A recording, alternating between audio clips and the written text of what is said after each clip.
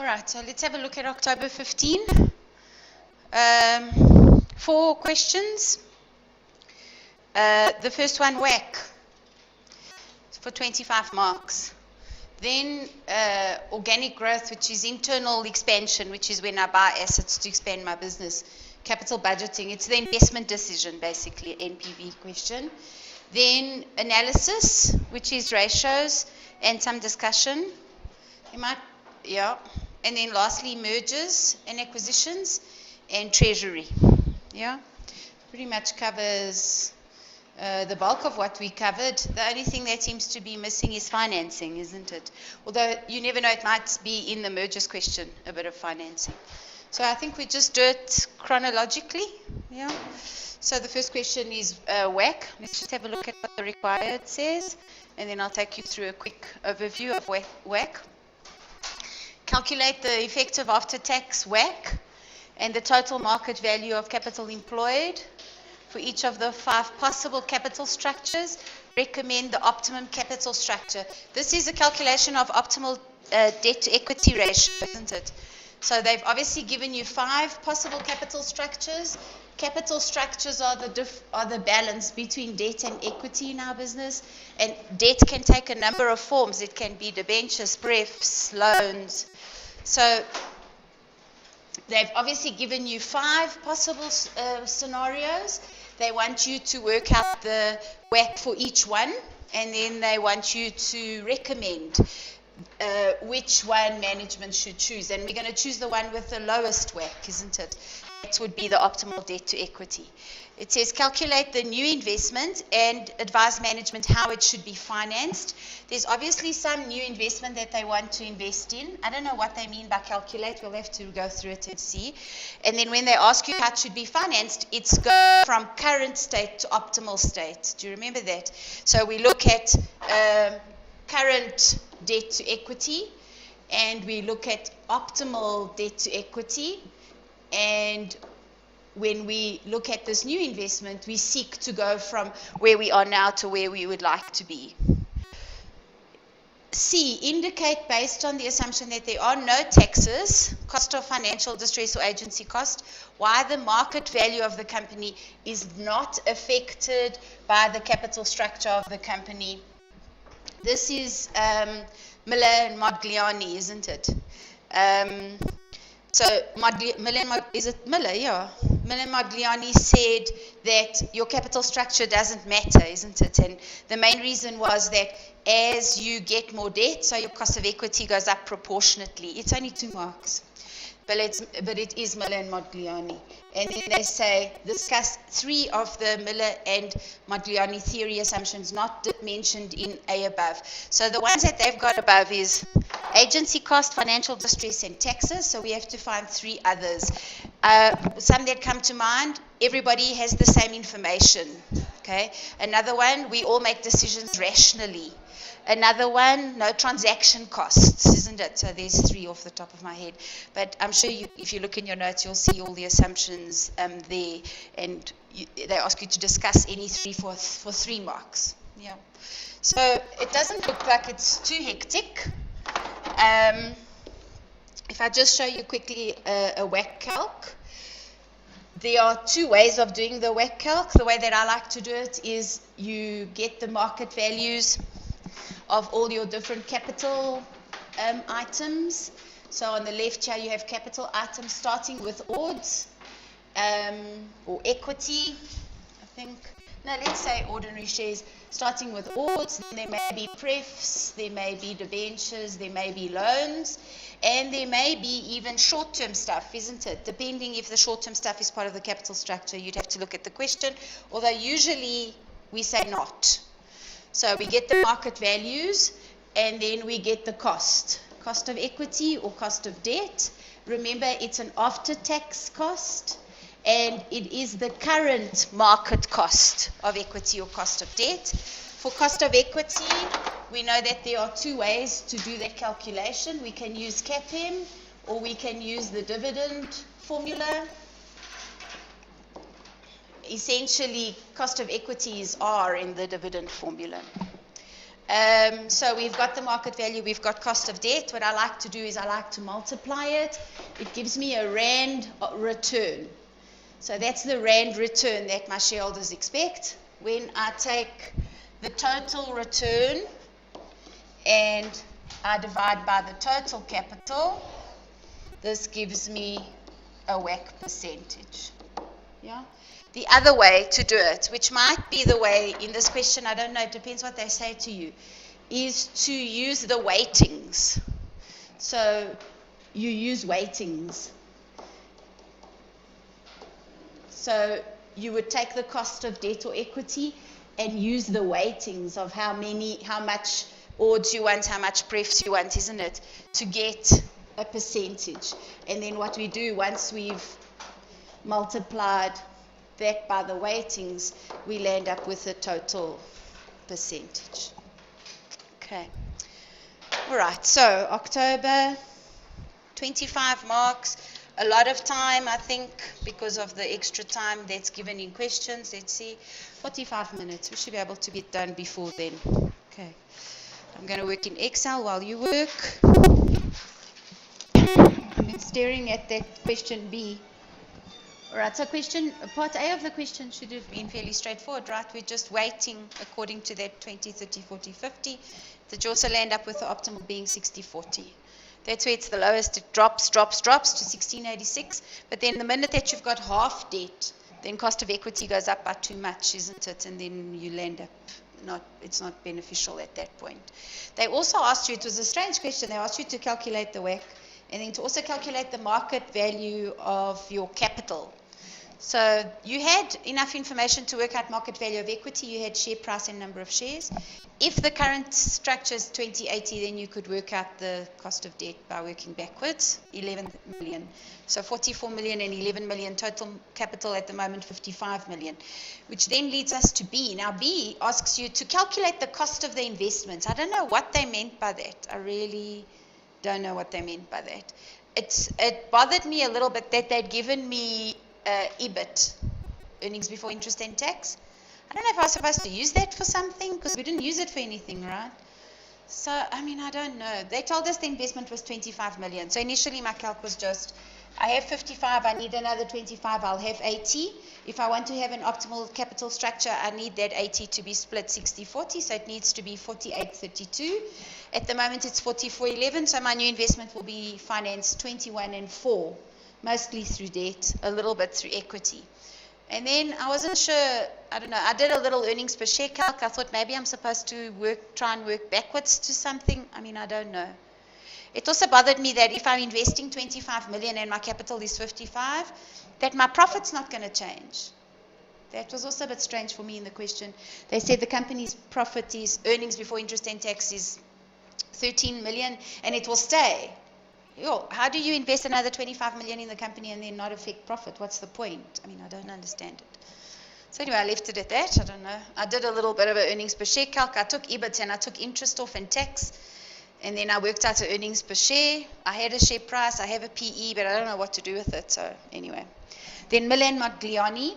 That story that I gave you about Milan Modigliani was the same story they gave you in the question. So obviously that's not what they were asking because that's what they gave you in the question. So you had to sort of think through, what does it mean? They asked you actually, if you read the question carefully, what is, to explain why it is that the market value of the company doesn't change. So why is it that it doesn't matter how much debt to equity we have, the share price will still be 44 Rand. So if you go along Milan Modigliani, what we said is that when debt goes up, cost of equity goes up. If you think about that formula for the dividend yield, it looks like this. Do you agree? The share price is equal to the dividend divided by the cost of equity. So if our theory is correct, which is that cost of equity goes up when debt goes up, right, which is what Milan Modigliani are saying, when I have debt, cost of equity goes up. If that number goes up, then this number will come down, isn't it, actually? So if we follow that, then that would be your next conclusion, that if Milan Modigliani is correct, when I borrow money, cost of equity goes up, so share price should come down. But then what happens is that I've borrowed money, so I've got more capital invested, I can buy more assets, and this number should go up. Do you agree? Because what's the point of borrowing like this? What's the point of getting the 25 million if I'm not going to make more money? I have to make more money, isn't it? So if I've borrowed money and had an increase in risk, it must be for a reason. It must be to get a return. So dividends must have gone up. So then this number would go back up if that went up, isn't it? And then I suppose what Miller and Magliani are saying that is that in a perfect world, then those two numbers offset each other. And that was sort of where I landed with that. But it was worth 2 marks. I thought quite a lot of thinking to get to 2 marks. I've never in my life seen Milan Magliani ask like this, where you actually have to think about the impact on share price. We always talk about Milan Magliani's impact on debt to equity, impact on WACC. We talk about it when we do dividends. Should we pay a dividend or not pay a dividend? I've never seen them ask it this way. But for 2 marks. And then some of the other assumptions, I had a look at those 3 that I told you about, that we all have the same information, that we're rational, and that there are no transaction costs, are the main ones there that are in addition to the ones given. And then they also said capital markets are perfect. And I think that for 3 marks, all you had to do is really state them. They say to discuss them. But I don't know what more you can discuss really for 3 marks. It wasn't a bad question, hey? Not at all for 25 marks. I don't think, not at all. I've seen horrific WACC questions. This was not one of them. All right, so question 2. Question 2 is an investment question. Just want to see the required quickly. Using the NPV, determine which system SANRAL should invest in, if any, to be able to recover the costs of infrastructure work to the nearest rand for 22 marks. So for 22 marks, we're doing an investment decision question. Let's just quickly scan through. After the successful hosting of the 2010 World Cup and the successful launching of the Etoll System in Gauteng, really? The Western Cape Provincial System is following suit. They've won a bid to host Olympics 2024, and they've started reviewing infrastructure. SANRAL is responsible for road infrastructure, and they've been given a mandate to improve all the roads. They're considering 2 alternatives for recovering the capital outlay for the roads. Either the Etoll system, gantries are constructed at different points, and as the motor vehicle passes the gantry, it reads the car registration details, and a toll fee is established. This is immediately sent to the bank, instructing the bank to debit the owner's account. All Western Cape car owners are required to register with SANRAL. Visitors are also required to register at the leading retailers in the province. Okay. Alternative to a fuel levy, no e-toll, but a special levy will be charged on the fuel price, meaning that the retail price will be increased at fuel stations across the country. This levy is then transferred to SANRAL's account when fuel is purchased. Only levy collected in the Western Cape will be used for the Western Cape infrastructure. So let's see. SANRAL has estimated capex at the start of the project to be as follows. I suppose this is for e-toll, is it? Did I miss a heading at the bottom or something? No. They've estimated the capital structure to be as follows. Roads, gantries, Etoll systems, control center, customer care, IT systems for the fuel levy. You need to figure out which go with which, isn't it? So roads will go with both, but then the gantries and the Etoll systems and the control center and the customer center, those will go with option 1, which is the Etoll system, and then the IT systems for the fuel levy, that will go with option 2. Running of the Etoll, they expect this many cars to go through. It's an average of that, about 30 cars, whatever. So they've given you a whole lot of information there. Running of the fuel system, and they've given you years. I see here they say 5 years.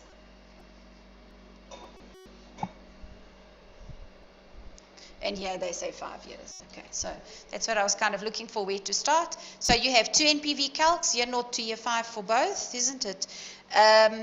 You can, I suppose, I wouldn't include the roads cost, because that's going to be the same for both, isn't it? So it's not because of gantries that we're going to build roads, and it's not because of the fuel levy that we're going to build roads. We're going to build roads. So the roads cost I wouldn't put in. I would just start with the rest as being the capital item. Okay. So a kind of a different investment question, hey, but the same principles should apply that we've done so far. They've got a little thing of inflation here. No, it's not inflation. It's an increase in the number of cars, the number of road users. And then they've said we must use the government bond rate as WACC. The WACC is calculated using the RSA government bond rate of 7% before tax. Okay, just be careful with that before tax. Bonds are before tax, isn't it? Okay, because your calcs, I presume, unless we're just going to leave out tax, let's see what they say. Okay. NPV should be doable. 22 marks, was it? Okay, so year naught was straightforward. It was just all the numbers. We just had to split. But the only one that went here was IT, I think. Everything else seemed to go there, unless I messed it up. But I don't think so. And then we have the working capital. Then the tolls. There was 30% that wasn't going to be collected. You could have minused it, or I just put it as a different line so that you could see how I was working out the number. Then I increased the numbers by 6% every year. The collection cost stayed flat. It was the 6.5 that I divided by 5, yeah. And then I brought the working capital back at the end. When you NPV that at 7, it works out to 208. And then when you do the fuel levy was based on litres of fuel. And then they say that the cars in the Western Cape will increase by 6%. So then obviously the fuel will increase by 6%. So that increased by 6% all the way through. Operating costs stayed flat. Working capital here was much less. So although we're collecting less here, our costs are much less here. And so this one lands up with a bigger NPV. So if they ask you which of the two you should accept, what is the question exactly?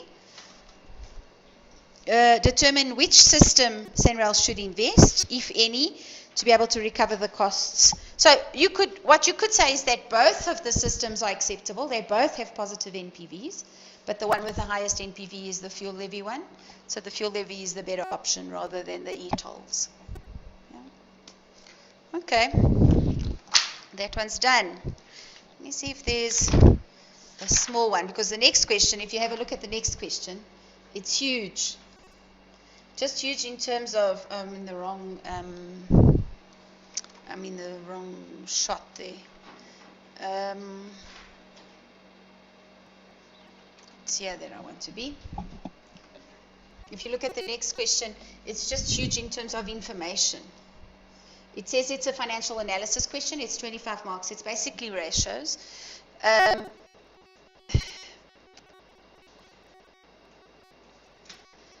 And it's got a little bit of a merger situation in it. Remember I said to you when I was doing mergers, and I think I wrote it on the board a few times, the process for mergers is that at some point you do financial analysis. And I have a feeling this is a little bit like that. Invest4You is a third-party fund management company. They provide opportunities for individual and institutional investors for investments across a number of different geographical areas. They say that the fund invested in a company called AB Bank that had been put into curatorship, and they have lost 2/3 of the value in AB Bank. And so then they're talking about investing in new investments, and they say new investments will only be considered if the PE ratio is more than 4, if the market to book is more than 1, if the dividend payout ratio is inflation plus 15%, and if the Z score is a low risk of failure. Yeah. So then they also invested in some debentures in the US, and they're considering they invested in some debentures in the US, and this money will pay out soon. Yeah. They're saying that they're considering investing this money in Capti Bank. Yeah. And then here, I think, is all the information for Capti Bank. Is that right? The following information is available for Capti Bank. And then they give you a P&L, it's a bank, so they have interest income and they have interest expense. You can see what's interesting with a bank. Can you see the numbers are fairly small, 6 million income. But then when you look at the balance sheet, it's 23 million. That's normal for banks. Banks have a big balance sheet, lots of assets, and then also lots of liabilities, because look, here's all the deposits. So they have loans that they've lent people, loans and advances to clients, 15 million, and then they've got deposits from clients, 17 million. Yeah, it's a typical bank. So from an auditing perspective, when we do audits of banks, we do what we call a dual materiality, because we have such big balance sheets and such small P&Ls that if you use one materiality, you're either going to audit the one to death or not audit the other one at all. So we do both. So they give you that, and then they give you some additional information. They give you the Z score, and they ask you to determine the future value of the debentures, and then to prepare a memorandum to advise them if they should invest in shares based on the minimum criteria for the new investments. So what if we look at this one we can do quickly, I think, for 4 marks, the future value of the debentures. They've given us that information just in that box, hey? But if we look at the memorandum, they want you to do a memorandum to advise whether you should invest in shares. Here are the criteria. Here they were. This is the criteria. So this is what you have to do, isn't it? You have to do a PE ratio. You have to look at the information and look at the PE ratio and check if it's more than 4. Then you have to do a market to book ratio, market value to book value of equity. Then you have to do a dividend payout ratio. So you have to work out what the earnings are, dividend, what the payout percentage is. And then you have to say, is it more than inflation plus 15? And then you also have to do a Z score. Yeah. Remember, a Z score, they give you the formula, but they don't tell you what A, B, C, D, E is. So you have to find a way to just remember what those are so you can plug them in, and then you have to be able to interpret. But we're going to look at this debenture. They ask you to calculate the future value of the debenture. So I think if we can do that for now, then you can maybe start working on the rest, but it looks like we won't be able to finish the rest maybe until next time, because our time is not enough to do. Well, we've got half an hour, so we can do this bit and debrief, and then we can start working on the rest, and we'll finish working on it then next time we meet. Okay, so there are the debentures.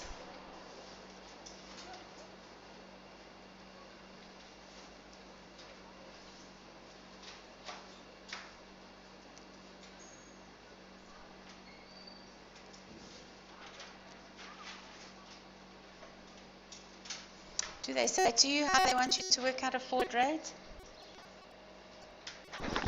Let's look at the rates first.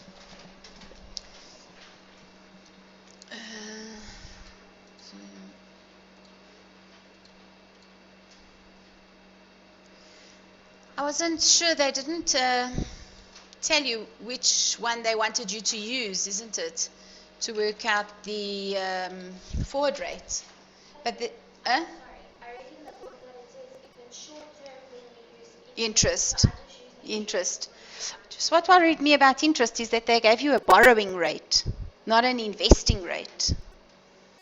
So I wasn't sure that that was the right rate to use. I think you're supposed to use an investing rate, don't you think? So that was the one thing. Yes, the book does say that we shouldn't use interest rate parity for longer term. We should use purchasing power. Interest rate we should use more in the short term because interest rates change more quickly over time. But anyway, I suppose we can practice doing both, isn't it? So debentures of $500,000, they mature in 90 days, and I guess we want to know in 90 days how much rands we're going to have so that we can then find an investment, isn't it, for that many rands. So they ask you to work out the future rate or the forward rate. They called it the forward rate, eh? We know that there's 2 theories, interest rate parity and purchasing power parity. The one looks at the differential in interest, the other one the differential in inflation. And what worried me about the question was the fact that they said specifically that it was a borrowing rate. Because I think if you were to look at this, you would use not a borrowing rate, but an investment rate, what you would earn, the interest you would earn on money that you deposited. So that was the only thing that made me think that that one was probably not the one they were looking for. But if we do use the two, the calc is identical, and we just use 9.5% to grow the 10 Rand 95 over 90 days, and I divided by 365. At one point in the question they said you must use 365. I land up with that future rate. Is that what you landed up with? And then I divided both sides by 10081, and I landed up with 1111 on that side. If I use purchasing power parity, then it's the same, except I'm now using inflation. Our inflation almost 6, in the US it's almost 2. So if you use inflation, you land up with 1106 to 1. Yeah. So there's always a little bit of forex. That's the little bit of forex in this question. How many marks was that? 4. Not too many marks. Yeah. Then part B, I did start looking at part B. And I'm going to just go through with you what I've done, because it's fairly straightforward, but I will debrief the rest of it next time, because now a lot of the work is getting the Z score done. But I'll talk to you about that. So I started off with, the question says, prepare a memorandum. So you must be careful with format if it says memorandum, isn't it? You must put a header, memorandum, and say who it's to and what it's about, kind of thing. So prepare memorandum and advise him if they should invest in CAPT. And we have to use those minimum criteria. So they've given you the criteria. The first one is that the P ratio must be bigger than 4. So share price, they gave you 52 Rand 40. They gave you a profit number. I just took it straight off the P&L, 1034. They gave you a number of shares. It's in the financial position, 115. Those are all millions, so I just used it as millions. Giving me an earnings per share of almost 9, and therefore a P ratio of 12. So a very high PE ratio. At a P ratio of 12, it needs to be bigger than 4. It meets and exceeds, I said. You know, it's comfortable. Then they ask you to look at market to book ratio. Market to book is market value of shares to share price. Market value of shares to book value of shares. So market value, the share price was 52 Rand 50, which was given. And then to look at the book value, I just took it straight off the statements of financial position. I just took the equity number. So they have an equity number there, which is share capital, a non-distributable reserve, which is, we don't call it non-distributable reserves anymore. We call them other comprehensive income. Yeah, it's all your revals and your mark-to-market, and then retained earnings. 5911. So 5911, there are 115 million shares. It works out to 51 Rand 40 per share. So market to book is just over 1. So it just meets. Yeah. Market to book. So that one I also thought was easy. Even if you haven't had a chance to do it, you would have been able to. Do you agree? It's an easy one. And then the third one I also thought was quite easy. They asked you to check whether the dividend payout is bigger than 15% plus inflation. Inflation we had to get from the information on the debentures. So if you looked at the information on the debentures, the inflation was 5.9. So if we're looking for a dividend payout bigger than 20.9. At the moment, dividend per share is 2 Rand 20.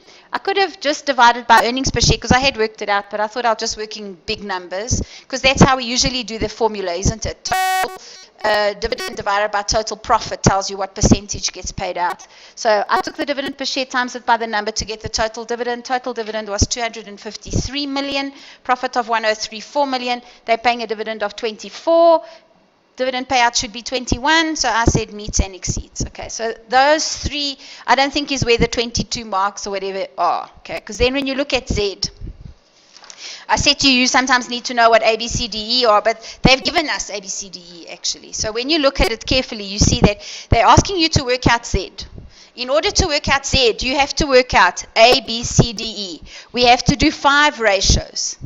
Where ratio A is working capital over total assets. So you have to go do that ratio.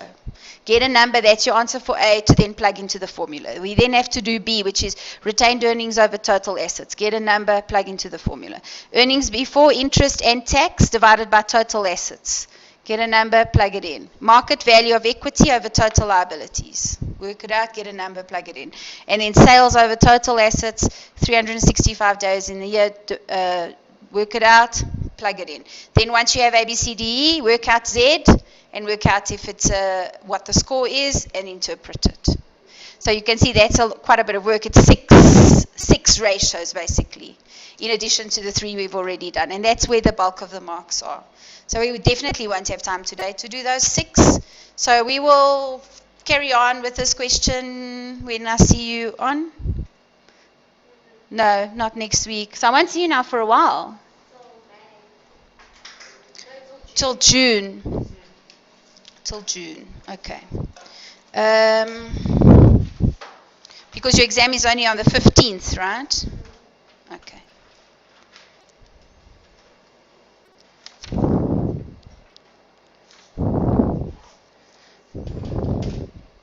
I almost feel like we need to meet to finish this paper.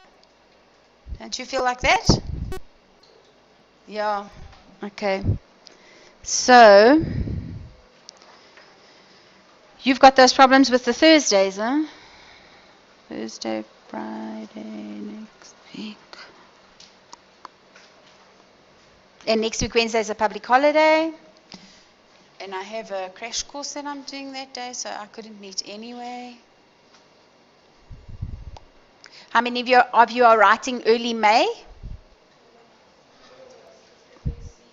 And that's what you're going to be focusing on, FAC, huh? Friday. So tomorrow, huh? Next Friday.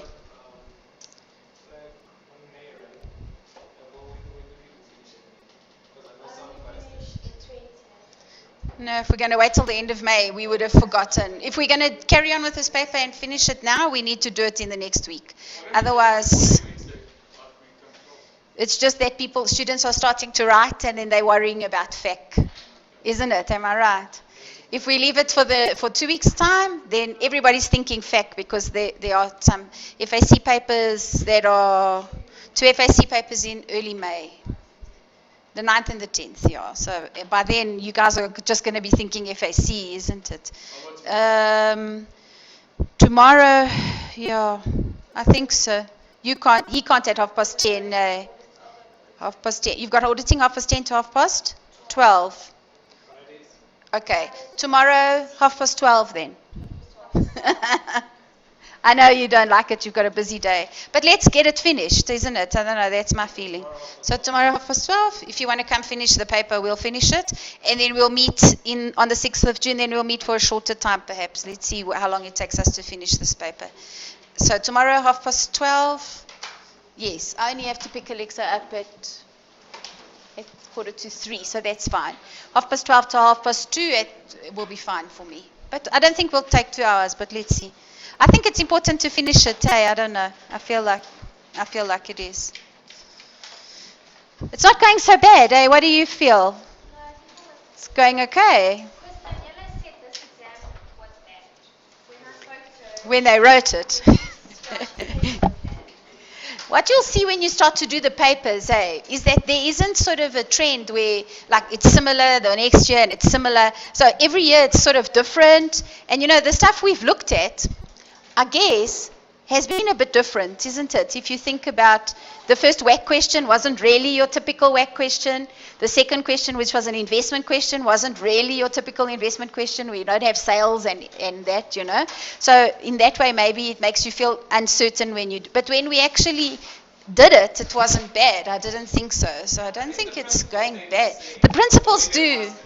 Yes, but that is the way that we're moving into honours, isn't it? Which is especially MAC. And I remember sitting in a MAC exam. I don't know if it was my third year exam.